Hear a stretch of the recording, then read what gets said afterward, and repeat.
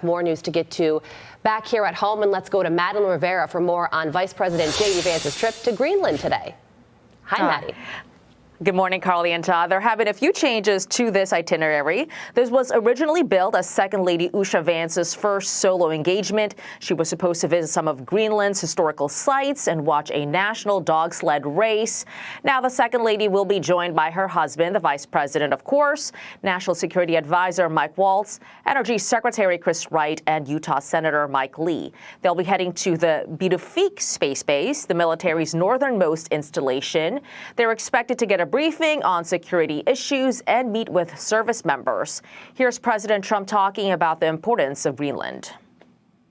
We need Greenland for national security and international security. So I think we'll go as far as we have to go. We need Greenland, and the world needs us to have Greenland, including Denmark. But if we don't have Greenland, we can't have great international security. If you look at the ships outside of Greenland, China, Russia, places that we have to be there. Danish officials have rejected the president's interest, saying the semi-autonomous Danish territory is not for sale. Carly and Todd. Madeleine Rivera live for us in Washington. Maddie, thank you. Let's bring in former Deputy National Security Advisor and Vice President of National Security at the Heritage Foundation, Victoria Coates. Victoria, good morning to you. So you heard the president there saying that we need to take Greenland by any means necessary. What do you think he means by that? Well, Carly, good to be with you. I mean, looking at the map that you were just showing, if you look at the northern United States, you can see Alaska and Greenland are almost like bookends on either side of the United States. This is very necessary to us in terms of our security in the Arctic. It's also very necessary in terms of natural resources. And Greenland is very rich in those. And important to note that the president hasn't said that they're just going to take it by force. I mean, the whole purpose of this visit is to make a connection with the people of Greenland, to learn more about what's there. But make no mistake about it, this is critical to the national security interests of the United States. Yeah, on that connection front first, has not been successful yet. The people of Greenland certainly need convincing. The vice president and the second lady were actually supposed to attend this dog sled race, and their invitation was pulled over anti-American sentiment. And the new prime minister of Greenland has said, we don't want to be Americans. We also don't want to be Danes. We want to be Greenlanders. So what about that, the convincing them aspect of all of this?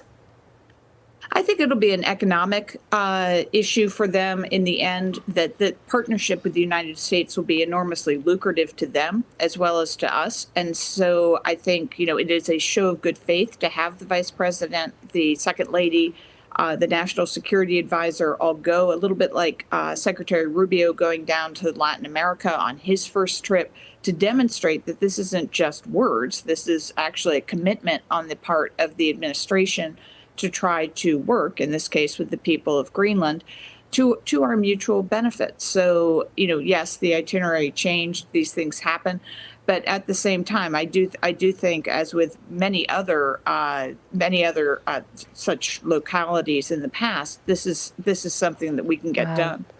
So you really do think that over the next 4 years, by the end of Donald Trump's term, the United States will acquire Greenland and get those two bookends?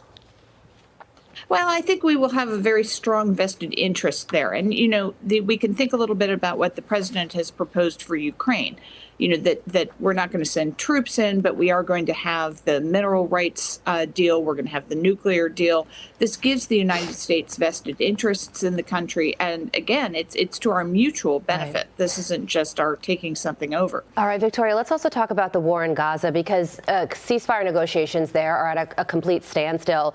But for the first time since the war began, right now, thousands of Palestinians are actually rising up in the Gaza Strip and protesting against Hamas, saying we do not want this war anymore and we want Hamas out of the region.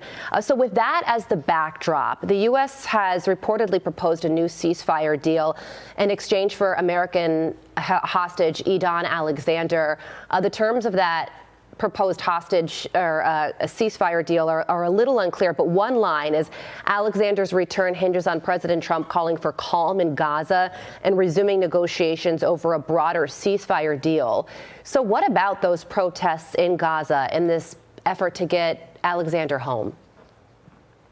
Well, it's not entirely clear to me, Carly, if they're protesting because they're unhappy with that they haven't won the war by their terms, or if they're unhappy because Hamas is still in power. But either way, it shows you that Hamas is not 100 feet high in the Gaza Strip, and that there could be another option for the people of Gaza. So I'd go back to what President Trump said in January. Maybe there is another way for them. Maybe they might like to leave Gaza for a period of time while the Strip is rebuilt. I know that a couple hundred are being taken to Indonesia on work permits to do construction work. I mean, perhaps that is the sort of option that the people of Gaza would like, because right now they can't leave. I think it is a top priority for the administration to get John Alexander back. Yeah. He is the last living American that's still in captivity in Gaza, and so that has to be a major priority to get him out while he's still alive. And I think Hamas needs to realize that President Trump, who's been talking about this issue very forcefully since December, rather, is very, very serious about it. Yeah, and they have to get these people back. Yeah, great point there. And for the people of Gaza, the Palestinians, to rise up against Hamas, no matter their reasoning, proves that the terror organization truly is in a very weakened position right now. So something certainly to follow. Victoria, thank you so much for joining us this morning. I'm Steve Doocy. I'm Brian Kilmeade. And I'm Ainsley Earhart. And click here to subscribe to the Fox News YouTube page to catch our hottest interviews and most compelling analysis.